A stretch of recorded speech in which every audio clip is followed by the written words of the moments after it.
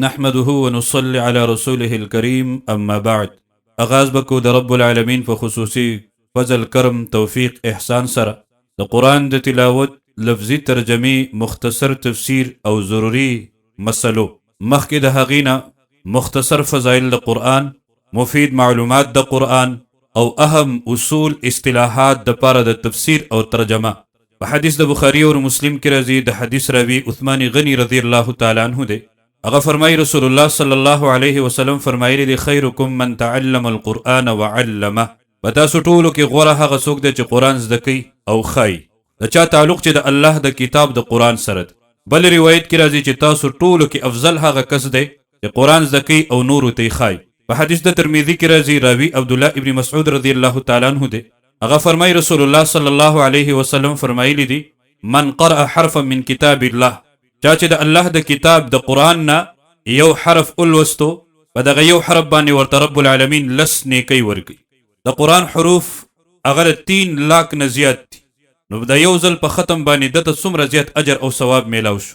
قرآن کې ټوټل 13 سپاری دي، 114 سورتونه دي، 540 رکوګان دي، 6666 آیاتونه دي. دغه آیاتونو 9 قسمونه دي. 1000 آیاتونه داسې دي چې پاغي کې د رب العالمین د طرف نه مختلفي وعدې ذکر دي. 1000 آیاتونه داسې دي چې د الله د طرف نه مختلف قسم دمکیانی ذکر دي. 1000 آیاتونه داسې دي چې هغې کې نواهی بیان دي چې دا کارونه تاسو مه کوئ، مور نږدې کېږي. 1000 آیاتونه داسې دي چې هغې کې اوامر بیان دي چې دا کارونه تاسو کوئ. 1000 آیاتونه داسې دي چې په هغې کې د وضاحت دپاره د پوهې دپاره مختلف قسم مثالونه بیان دي. 1000 آیاتونه داسې دي چې په هغې کې مختلف قسم واقعات او قصص هغه بیان دي. 200 آیاتونه داسې دي چې په هغې کې مسله د حلالوالي بیان ده چې کوم شیزونه ستاسو دپاره حلال دي. 200 آیاتونه داسې دي چې په هغې کې مسله د تحریم بیان ده چې کوم شیزونه الله ستاسو دپاره حرام کړي دي.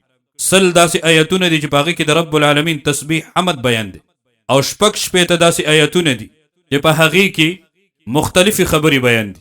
د قرآن د ټول نه لوی صورت سورة البقره دی. د ټول نه وړوکې صورت سورة الکوثر دی. دا قرآن مکمل شوی دی په 22 کاله 15 میاشتې او 14 ورځو کې تقریبا. د قرآن د راوړو دپاره حضرت جبرئیل علیه السلام 26,000 مرتبه ځمکې ته راکوز شوی دی. د قرآن د ټولو نه اولنی آیت چې کوم نازل شوی دی اقرأ بسم ربک الذي خلق. د قرآن آغاز هغه د الحمدلله رب العالمین نه کیږي.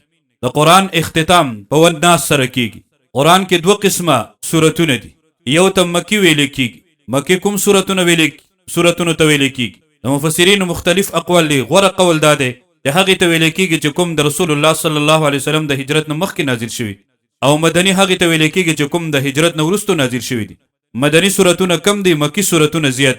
کاتبین د قرآن په دور زمانه د رسول الله صلی الله علیه وسلم کې د هغوی تعداد کم زیات 40 کسان دي. یو څو اصطلاحات: دعوه یعنی مرکزی او اهم مسئله، دلیل یعنی په طور د ثبوت هغه خبره هغه شی چې په کوم سره دعوه ثابت کیږي. دلیل عقلی هغه دلیل چې د هغې تعلق د عقل سي. دلیل نقلی هغه دلیل ته ویل کیږي چې هغې تعلق د تیرې زمانې د یو نبی نه یا د یو ولی نه یا د یو کتاب نه هغه ثابت وي، نقل وي. دلیل وحید هغه دلیل ته ویل کیږي چې د هغې نسبت الله طرف ته کیږي چې دا الله ویلی دي.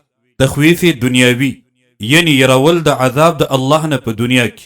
تخویف اخروی یعنی يرول د الله د عذاب نه ورستو د مرګ نه په قبر کې او دغه شانته قیامت کې او جهنم کې. بشارت دنیاوی یعنی زیره په دنیا کې په خپل ژوند زندګۍ نعمتونو سره. بشارت اخروی یعنی خپل ژوند زیره پس د مرګ نه.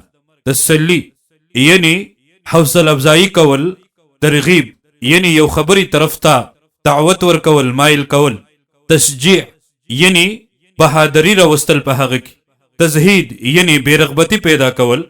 زجر یعنی رټنه د منکرینو په ناجایز خبره یا عمل باندې د عذاب خبرداري.